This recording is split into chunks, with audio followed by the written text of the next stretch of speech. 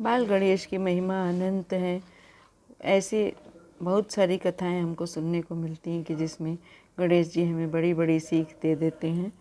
लेकिन कुछ ऐसी बातें हैं, जैसे उनके विवाह की स्पर्धा थी।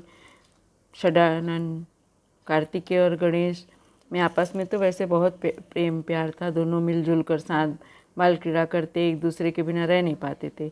लेकिन श्रद्धापूर्वक दोनों शिशु अत्यंत श्रद्धा और भक्तिपूर्वक माता पिता की सेवा भी करते थे।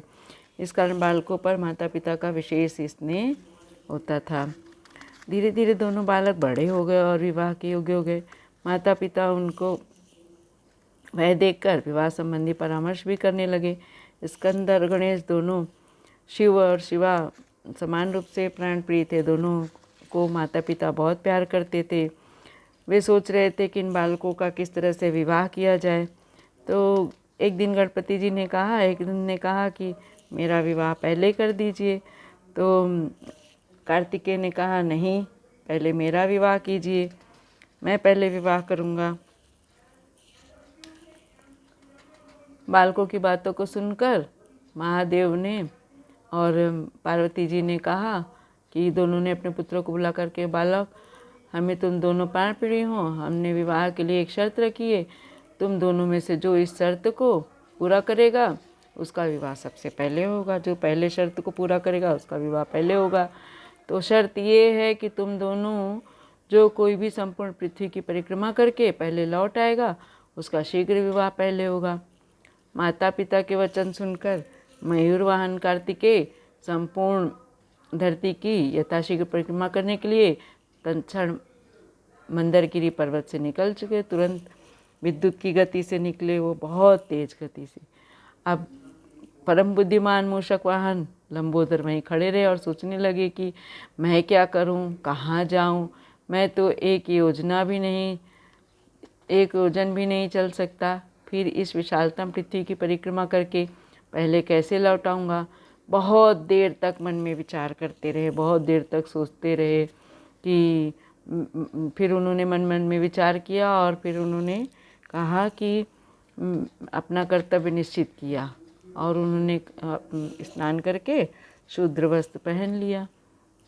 शुद्ध वस्त्र पहन के परम पूज्य पिताजी, माताजी, मैंने आप लोगों के लिए एक सुंदर पवित्र आसन बिछा दिए और बोले कि इस पे आप लोग बैठ जाइए।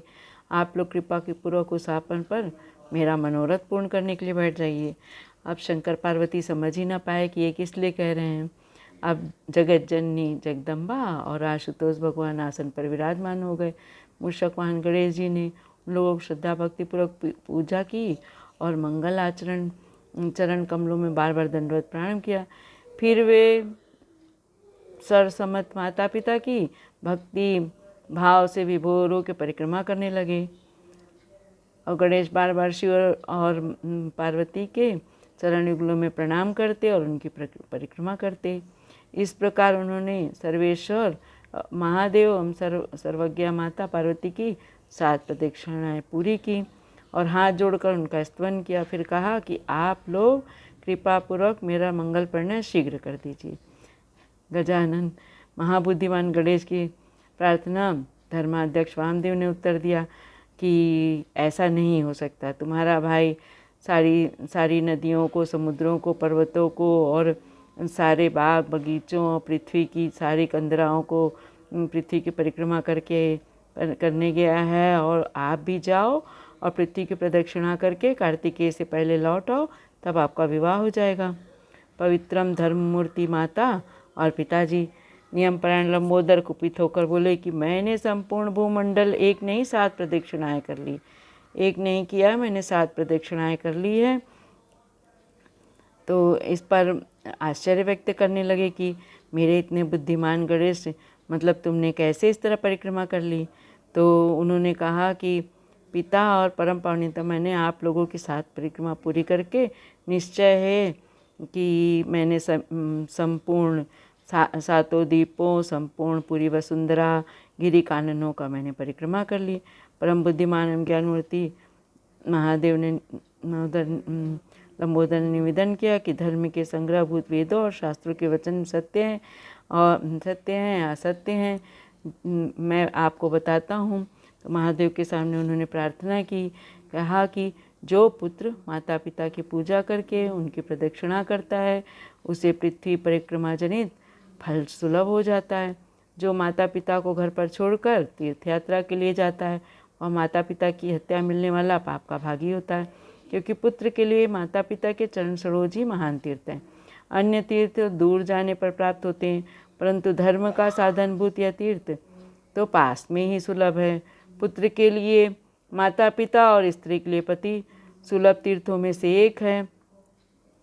वेद शास्त्रों द्वारा निरंतर यह वचन असत्य सिद्ध होने पर आप लोग वेद वर्णित स्वरूप भी मिथ्या समझा जाएगा। अतएव आप या तो वेद वचन असत्य कीजिए, अन्यथा शीघ्र ही मेरा विवाह कर दीजिए। आप लोग धर्म विग्रह हैं, आप सर्वोत्तम निर्णय लीजिए।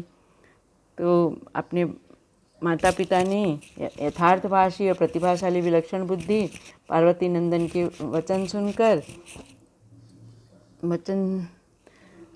शिव पार्वती अत्यंत चकित हुए। फिर उन्होंने भालचंद्र गणेश की प्रशंसा करते हुए कहा कि बेटा तू महान आत्मबल से संपन्न है, इसी से तुझ में निर्मल बुद्धि उत्पन्न हुई है। तुमने जो बात कही है वह बिल्कुल सत्य है, अन्यथा नहीं। वेद शास्त्र पुराणों बालक के लिए धर्म पालन जैसी बात कही गई है वह सब तूने पूरी कर ली। तूने जो बात कही है वो दूसरा कौन कर सकता है। हम तेरी बात मान ली है, अब इसके विपरीत कार्य नहीं कहेंगे। और उन्होंने तुरंत विवाह करने के लिए हामी भर दी। जय श्री गणेश।